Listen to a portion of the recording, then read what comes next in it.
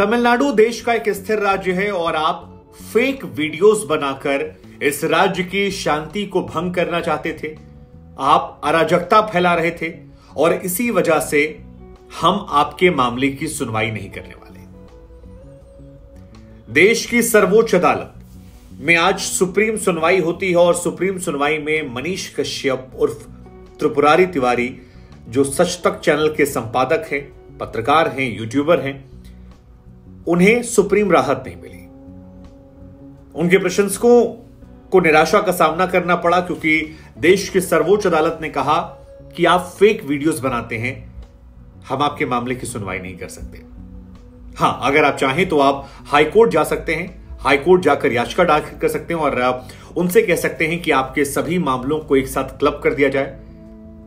NSA को लेकर जो आपने हमसे मांग की कि एनएसए आपसे हटा दिया जाए, वो आप वहां कर सकते हैं, लेकिन सुप्रीम कोर्ट में आपकी सुनवाई नहीं होगी, आपकी याचिका को रद्द किया जाता है।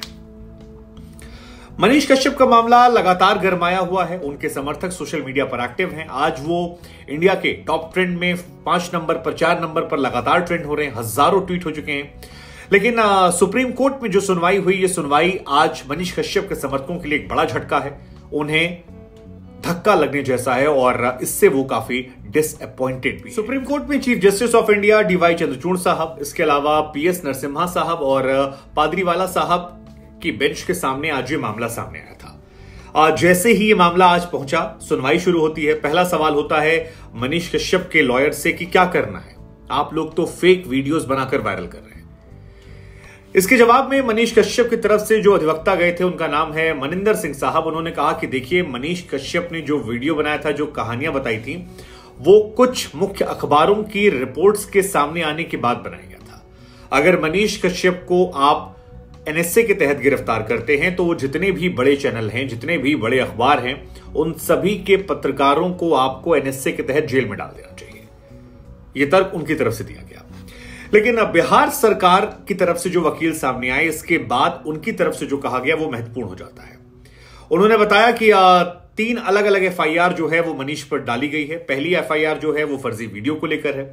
दूसरी एफआईआर है जो उन्होंने एक राजनीतिक बयान दिया था, जिसे गलत तरीके से वो मान रहे हैं, और पटना एयरपोर्ट के पास एक वीडियो बनाया गया, उसके संबंध में भी ये है।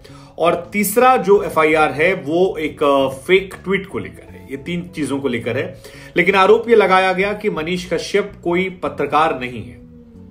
बिहार सरकार ने कहा कि वो एक आयतन अपराधी है जिस पर वसूली के और हत्या के प्रयास के मुकदमे भी दर्ज हैं। अब आसान शब्दों में समझें तो मनीष कश्यप के वकील लगातार ये कोशिश कर रहे थे समझाने के लिए कि सुप्रीम कोर्ट में वो ये तर्क दे रहे थे कि जो देश के राष्ट्रीय अखबार हैं, उन्होंने इस खबर को प्रकाशित किया था, लेकिन कार्रवाई जो है वो सिर्फ और सिर्फ मनीष कश्यप पर की गई है, जो गलत है उनके साथ, और उन्हें सिर्फ इसमें फंसाया जा रहा है। अगर मनीष कश्यप पर गिरफ्तारी करनी है तो बाकी लोगों पर भी कार्रवाई होनी चाहिए।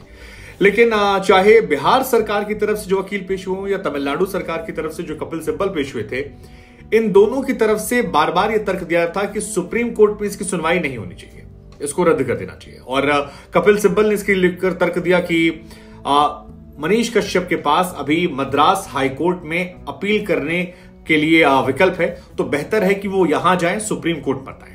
साथ ही ये भी बार बार कहा गया कपिल सिब्बल की तरफ से कि मनीष कश्यप कोई पत्रकार नहीं है, वो एक ऐसे व्यक्ति हैं जिन्होंने चुनाव लड़ा और चुनाव हार गए, बिहार में सेंसेशन बनाते हैं, सोशल मीडिया के जरिए पॉपुलैरिटी हासिल की, लेकिन उन्हें बार बार पत्रकार की संज्ञा मत रखा जाए। और उनके लॉयर जो कह रहे थे कि बाकी पत्रकारों को जेल में होना चाहिए, उस थ्योरी को खारिज करने की कोशिश कर रहे थे। लेकिन बिहार सरकार की तरफ से जो वकील थे वो इस बात पर जोर दे रहे थे कि मनीष एक आयतन अपराधी हैं जिनके खिलाफ कई मामले हैं और जो हत्या के प्रयास के तहत भी जेल जाने वाले थे, उगाही के मामले हैं, लिहाजा इनको किसी प्रकार की राहत जो है वो ना दी जाए। और इसी के बाद सुप्रीम कोर्ट की तरफ से मनीष कश्यप की याचिका को रद्द कर दिया गया और उन्हें एक तरीके से फटकार भी लगाई गई, डांट पड़ी, जिसमें कहा गया कि आप फेक वीडियोस बनाते हैं, हम आपके मामले की सुनवाई नहीं कर सकते हैं।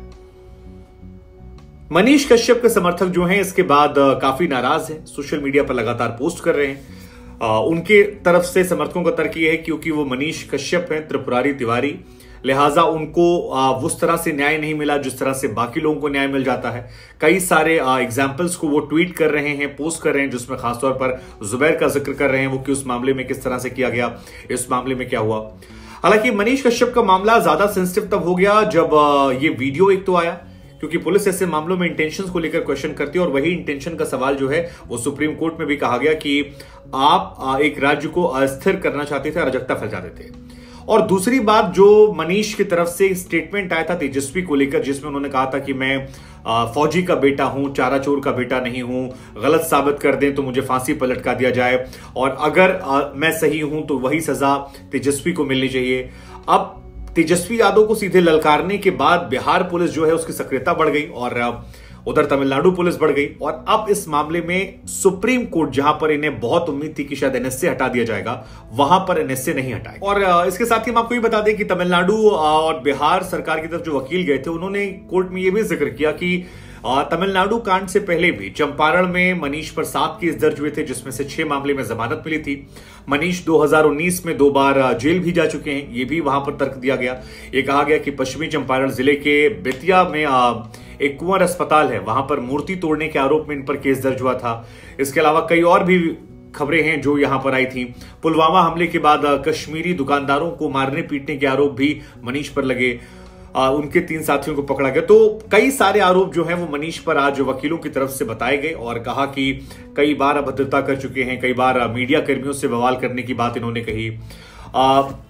एक विश्वविद्यालय नालंदा मेडिकल कॉलेज में, वहां पर इनको लड़ाई झगड़े की बात आई। लेकिन मनीष के समर्थक बार बार इस बात पर अड़े हुए हैं कि बाकी मामलों में सुनवाइयां हो जाती हैं, लेकिन यहां पर फटकार लगाई गई है, और क्योंकि फटकार लगी है लिहाजा हाईकोर्ट में भी राहत क्या मिलेगी इसकी संभावनाएं थोड़ी कम हो जाती हैं। ऐसा लग रहा है कि उनकी मुश्किलें बढ़ रही हैं। हालांकि सोशल मीडिया पर उन्हें समर्थन मिल रहा है, टॉप ट्रेंड में वो आज हैं, और जैसा हमने आपको पहले बताया कई हजार पोस्ट उनको लेकर हो गए हैं उनके समर्थकों के द्वारा। तो हमें लगा हम आप ही सीधे पूछते हैं कि आप इस पूरे विवाद को कैसे देखते हो, और इस विवाद को आपको क्या भविष्य नजर आ रहा है। जो आज सुनवाई हुई, जिस तरह से याचिका रद्द हुई, इसको लेकर आपकी क्या सोच है, हमें जरूर बताएगा। और अगले वीडियो में आपको बताएंगे मनीष की